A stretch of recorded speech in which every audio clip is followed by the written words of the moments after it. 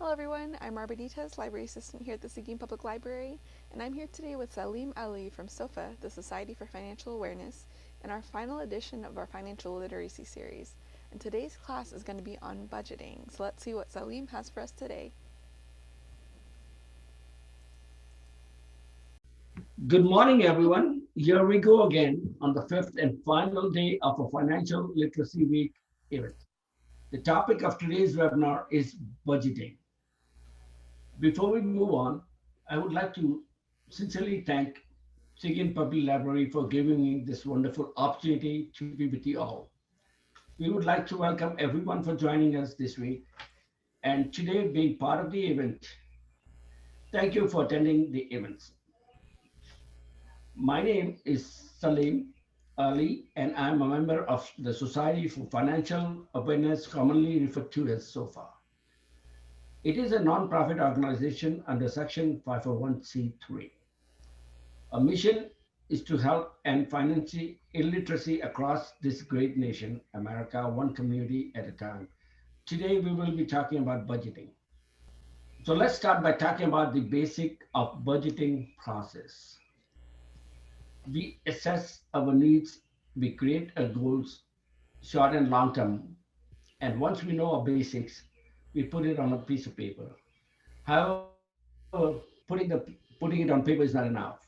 As anything else, we have to periodically monitor them, implement, and compare to the actual figures and refine them as we go along. Budgeting isn't a start towards a financial journey. Budget is not nothing but a process of getting you from your point A to a set time in the future, point B. It just gives you the power to control your spending.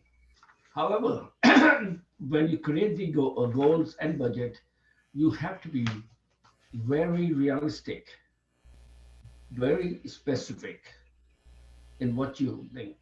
Have a time frame associated with your goals and articulate the action. In other words, implement them. Without implementing it, you have nothing, just a piece of paper out there to look at. This is an exercise that you have to sit by yourself with your spouse and maybe family members and work out your income and needs. Needs or expenses can be charted out as short, intermediate, and long term goals. This slide is an example of income statement. List all your household income, list all your household income from all sources. Now, these slides that if you need them, please feel free to contact me or the library and we'll be glad to provide it to you. Now, the main question is, where does the money come from to do this? Before you put all your household income, you have to put all your household income, whether it's W-2, 1099, any income realized from your investments, pension, retirement, social security, and any miscellaneous income. That's where the money is coming from. Now, this slide is about balance sheet. Some of you are aware of it, and some maybe not what a balance sheet is. But I'm sure the people who owns any business probably would know. This is another example of financial instrument available to you called balance sheet, which gives you a picture of all your assets, which is what you own, and liabilities, which is what you owe. And the difference between these two figures tells you your net worth at any given time. This is an amazing slide. It tells you that's very important, and I think that's what you have to work with. We have talked about income statement, balance sheet. Now let's talk about the expenses. You definitely want to know, where does your money go? You want to know how you spend your money. You want to know if at the end of the month, if there is any money left, or is the month still left and the money is gone. You have to be very realistic in setting your budget. Not only setting it on piece of paper, but monitoring and implementing the flow of your income. Now we come to the kind of expenses. Basically, if you look at it, you can classify all your expenses in two main categories. Essential, those are your needs, and and variables. And in this category, it's the variables. Now, essentials are fixed expenses, which are expenses that do not vary, like rent, mortgage payment, car loan. The second one category, which is variable or the non-essential, and that's what you want, you can classify that too. Those are variables like grocery, gas, any other things that varies in amount every month, from month to month, depending on your usage and spending. When you sit down to create a budget, you have to be very realistic and consider a few factors and ask yourself some very hard questions, such as, is this expense necessary? Will I be able to afford it? Do I really need it? And will it really improve the quality of my life? Does it fit into what I'm trying to accomplish? Do I have to give up something more important to get this? And so on. Like I said, make some hard decisions. The next slides give you some insight and question to consider. Next, please.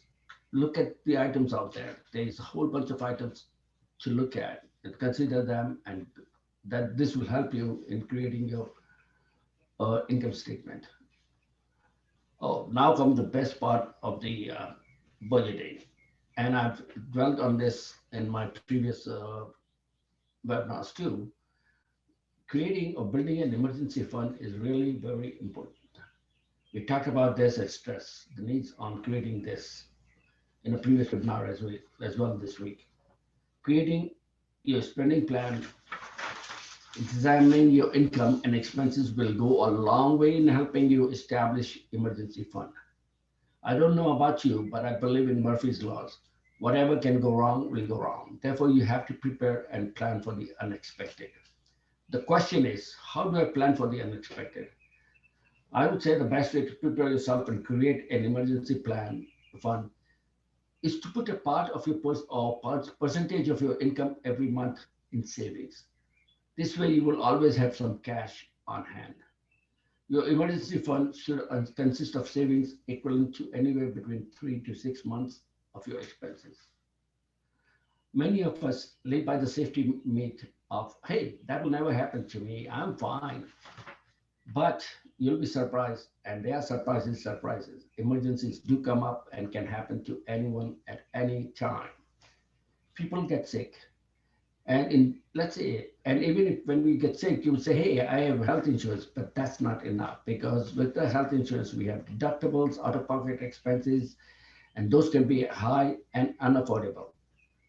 Sometimes you have to deal with other unexpected expenses and face the very real reality of unemployment. To weather these storms, you'll need savings to get you through, as these emergencies can happen at any time to anyone. You want to keep this savings in an account you can access quickly should the need arise. The next couple of slides shows you some of the investment options. All I can say at this point is minimize your risk, be prudent, and seek professional help. Feel free to call us at any time, and we'll be glad to help you out. And there'll be no fee, at zero cost. These are some of the options, as you see, and like I said, seek professional help and be very prudent when you invest. Before we end a session today, this slide is for you to ask some questions. Basically, it tells you what you have to do. It is everything we talked about earlier. Thank you for your time, for attending these events by Seguin Public Library, brought on to you by Seguin Public Library. I want to especially thank Mara, who has been very helpful in bringing this over. So thank you, everybody. Thank you, everyone who attended this session. Thank you, Mara, and thank you, Seguin Public Library. Thank you.